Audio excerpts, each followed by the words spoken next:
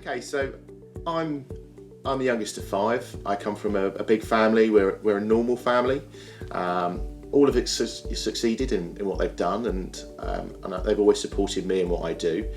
I have a big family myself, and I moved from Essex to Suffolk 16 years ago, and I found my happy place here in the region.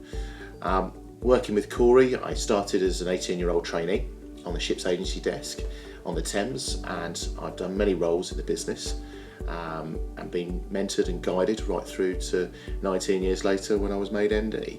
And it's been a huge privilege to have had great guidance, great support, and moreover it's a real privilege to have had our best year in 15 when the business has performed so well in shipping and logistics in what's been a really tough time for me and for everyone out on the desks as well.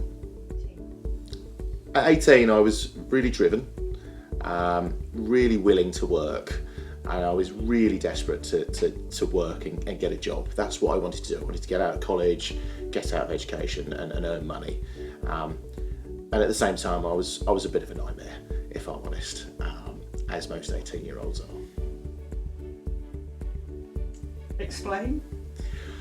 Well, young, drinking, having fun, wanting to party, and finding that balance. I think even now it's difficult as you run a business. It can be. But at 18, young male wanting to go out and see his friends and party, but also it was a lot of work, a lot of out of hours, and finding that balance. And being the youngest of five, you are very much the baby of the family, and the big wide world can come and bite you sometimes when you've not been used to it. I think it's the best way to describe it.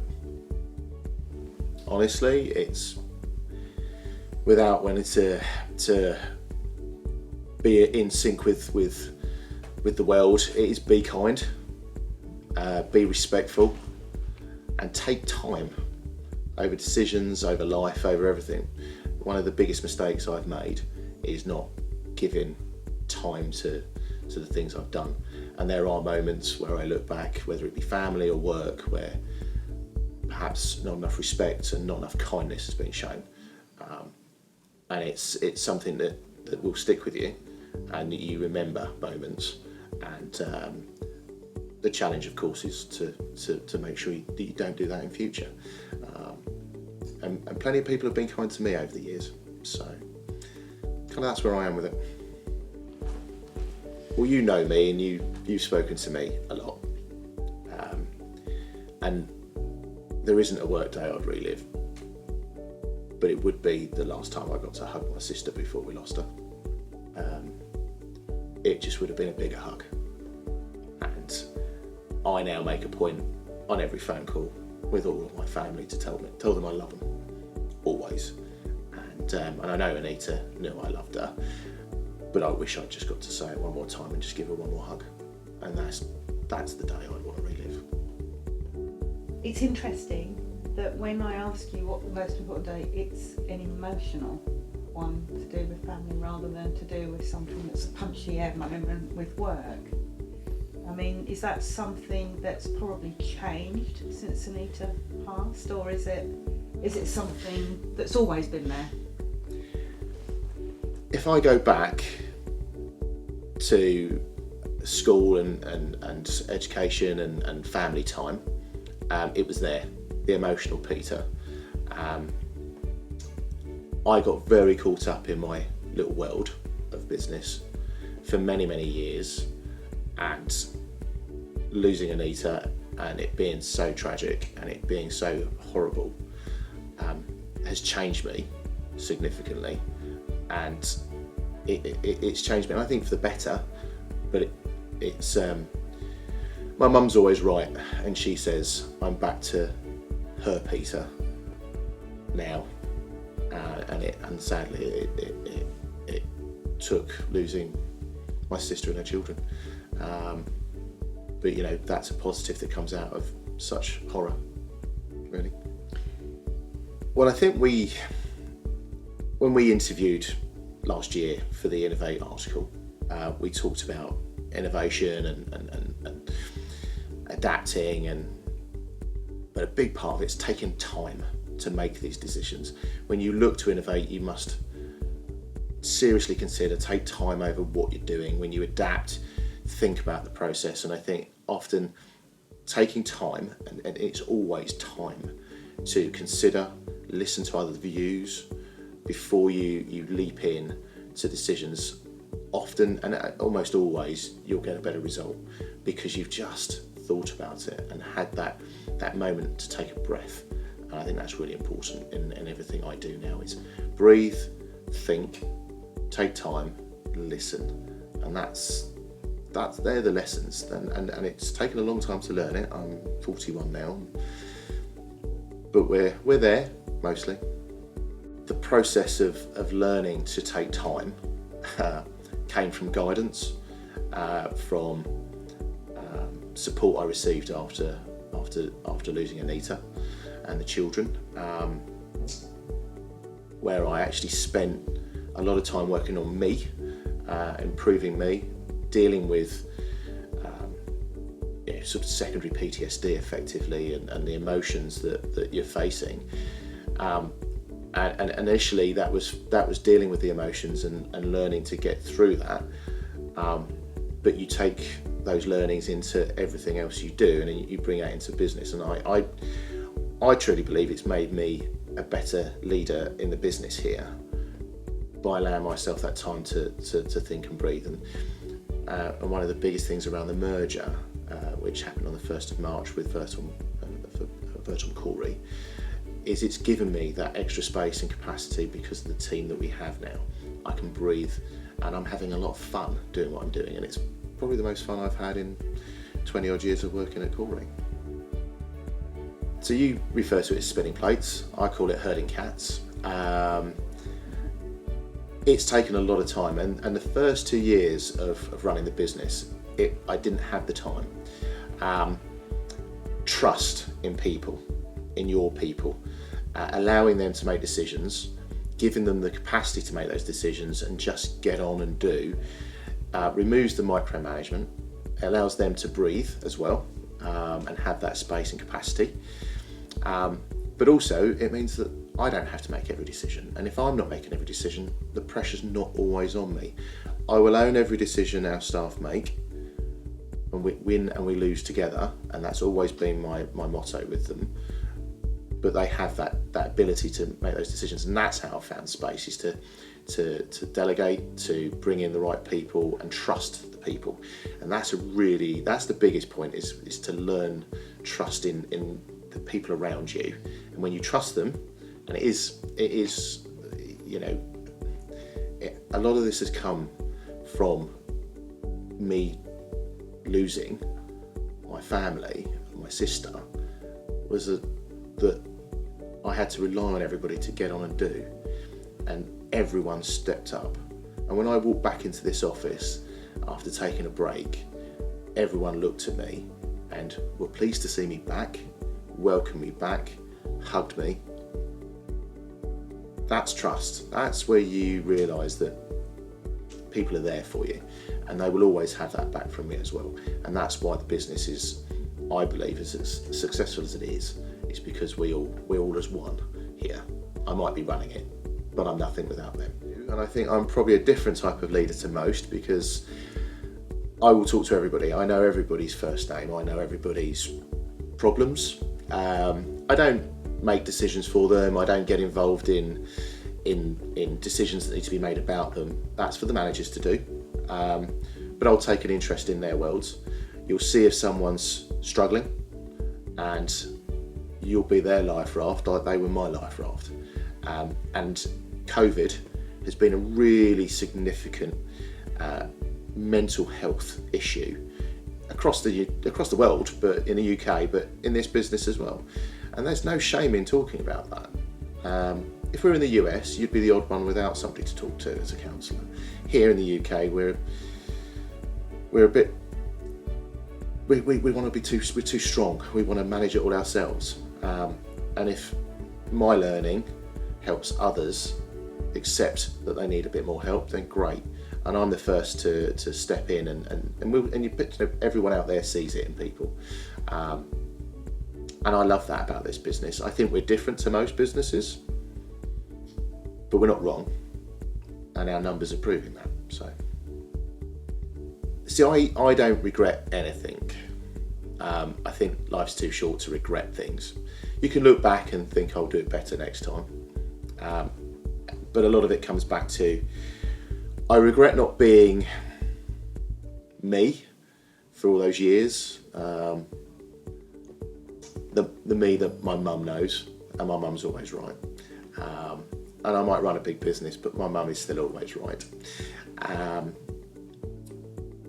And it's taken the time to relearn me, relearn emotions, relearn accepting things happen, and they happen for a reason. So I kind of go back to time. I know I think I've said it a lot, but time is absolutely everything. And if you don't utilise it to the maximum around, balancing, about having time for family and giving time to people out here for work, and also allowing time for yourself, you do end up in a really bad place, and it's not a nice place to be. And so many people that will be perhaps watching this or reading articles will feel exactly the same. And all I can suggest is put you first, even if it's for a short period of time. Put yourself first, just for a little while, because afterwards you'll have so much more capacity for everyone else. Well, we're two of the biggest businesses in our regions. So Cory in the United Kingdom, biggest ships agent by some margin. We have something like 34% of the market as Cory. Our freight forwarding business is a decent size and performs extremely well. And Vertom agencies are the biggest agent in the Netherlands and in Belgium. As a business coming together, it makes us the biggest agent in Europe. So regionally, we are the biggest, and we have ambitions of not just being the biggest in Europe. We will grow our agency, but we'll also be growing our freight forwarding, and we've got some really exciting opportunities, and I wish I could tell you about them, but I think you can tell from my smile. We've got some really fun opportunities coming up, and these are businesses and people that want to be part of what goes on here. And I hope that that's been a couple of years or 3 or 4 years of us changing the mindset of Cory and the business, and people seeing that this is a place that they would like to come and work because they see how happy our employees are. And generally, our employees are very happy. We get great employment engagement when we go out on events, whether it be clip and climb or a few drinks after work. It's the biggest group of people I've seen, and that tells me that they like each other, and they're prepared to give up their own time to spend time with each other. And I think that builds a really healthy workplace. So growth and making sure we stick to our roots about quality, about being the personal service, and that's why we're keeping our brands as Cory in the UK and Vertom in the Netherlands, and any acquisitions we'll make will keep their brands, and Vertom Cory will be with the holding business above all of that. I'm hoping plenty of time. I'll be 42 this year, so I'll be the same age as my sister. And it's going to be a tough year for me. My birthday in particular, it's just a very strange one. My sister was always my guiding light, and I know that she was always very proud of me, what I did with work. She saw me become MD, and anyone who's read the Innovate article, there was a reference to Anita did her work experience at Cory Brothers, which is why I applied for the job at Cory Brothers. So it has very much been my guiding light. It's family, it's work, it's enjoying my boat, it's just enjoying it all and finding balance. And as long as I can keep that balance, and I do feel I'm doing quite well at it right now. I think, it's not about being the best person, it's about being the best you can be. And right now I'm there. And I have a huge support network here in the workplace, and I have a huge support network with my family, and I'm a very lucky person. I'm a very lucky individual, and And so it's important. I want to go to cricket, see my kids play, rugby, sports days, and as long as I can find that time, same as everyone out here in the business gets that time as well, and I insist that they go to these events, then that's what my future holds. Balance, time, and enjoying it, and trying to make sure that everything's fun, because there's been enough misery around for everybody in the last couple of years in particular. Let's just enjoy what we've got for the next few years. Whatever's going on in government or in the world today, we need to enjoy it. Yeah. So what else am I doing outside of the work? What am I doing outside Yes. of here that perhaps I find fruitful and fun? Because there's Homestart, there's the Women in Business board, and then I'm now chairing the Business Innovation Group at the University of Suffolk, which are all kind of linked to inclusivity is the word, which is that we are all one species. Whatever background you come from, whatever decisions you make in life, in your personal choices.